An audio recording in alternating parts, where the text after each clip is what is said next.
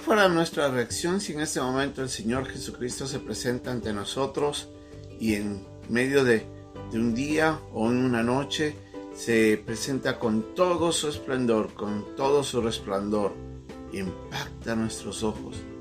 ¿Qué hubiéramos hecho nosotros en ese instante? ¿O cómo tal vez hubiéramos actuado después de eso? En la historia de hoy día vamos a ver cómo estos tres discípulos, Pedro, Juan y Jacobo, se encuentran ante una de las historias más relevantes en la vida de Jesucristo aquí en la tierra, cuando Él en su gloria se manifestó en frente de sus discípulos y cómo esto impactó la vida de ellos. Es nuestra lección de día en un momento con Dios.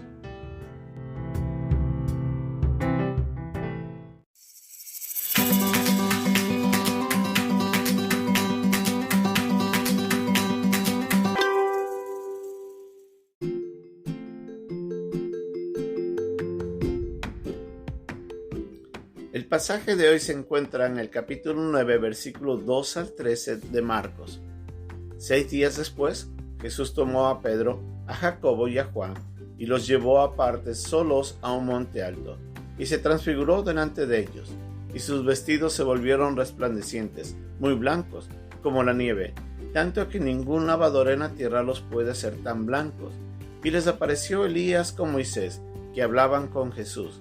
Entonces Pedro dijo a Jesús: Maestro, bueno es para nosotros que estemos aquí. Llegamos 3 enramadas, una para ti, otra para Moisés y otra para Elías, porque no sabía lo que hablaba, pues estaban espantados. Entonces vino una nube que les hizo sombra, y desde la nube una voz que decía: Este es mi Hijo amado, a él oíd. Y luego, cuando miraron, no vieron más a nadie consigo, sino a Jesús solo. Y descendiendo ellos del monte, les mandó que a nadie dijesen lo que habían visto, sino cuando el Hijo del Hombre hubiera resucitado de los muertos.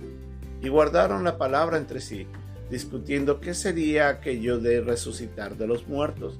Y le preguntaron diciendo: ¿Por qué dicen los escribas que es necesario que Elías venga primero? Respondiendo él, les dijo: Elías a la verdad vendrá primero y restaurará todas las cosas. Y como está escrito del Hijo del Hombre, que padezca y sea tenido en nada.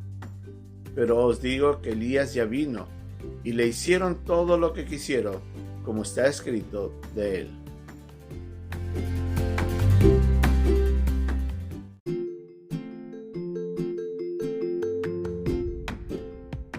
Habíamos visto en la lección anterior que el Señor Jesucristo les había dicho de que Él se manifestaría de alguna manera muy importante en la vida de algunos de ellos. Dicen de que no todos gustarán de la muerte antes de que vean el reino de Dios venir en poder, haciendo referencia lo más probable a este episodio de la transfiguración. Dice la Biblia de que 6 días después toma a sus 3 discípulos, a Pedro, a Juan y a Jacobo, y los lleva a un monte alto. Y en Lucas nos registra que mientras estaba orando, él comienza a transfigurarse. Imagínense el impacto de ese momento. Del interior del Señor sale una luz tan intensa que comenzaba a reflejarse, transformar la vestidura que él tenía, de tal forma de que se veía una ropa blanca resplandeciente. Nos dice en el versículo 3 de Marcos 9 que sus vestidos se volvieron resplandecientes, muy blancos como la nieve, tanto que ningún lavador en la tierra los puede hacer tan blancos. Imagínense qué impacto tan maravilloso. Y Pedro más adelante en su segunda carta nos dicen de que ellos vieron la majestad del Señor y vieron la gloria de Dios en ese momento cuando se manifiesta diciendo: Este es mi Hijo amado en quien tengo complacencia, a él oíd. En ese momento se presenta 2 hombres, Elías y Moisés, con quienes tienen un diálogo. En Lucas también es el único lugar en donde se registra de que el diálogo que ellos tuvieron tenía que ver con lo que faltaba del ministerio de Jesús, su muerte y su viaje a Jerusalén para ser crucificado. Y no nos dice nada más, pero hay algo que a mí me llama mucho la atención, es que cuando el Señor siempre va a hacer algo, cuando Dios designa un tiempo para hacer algo específico, siempre vemos de que hay un diálogo de alguna manera. En la creación del hombre vemos que dijo en Génesis, que entre la Trinidad dialogaron y dijeron: hagamos al hombre a nuestra imagen y semejanza.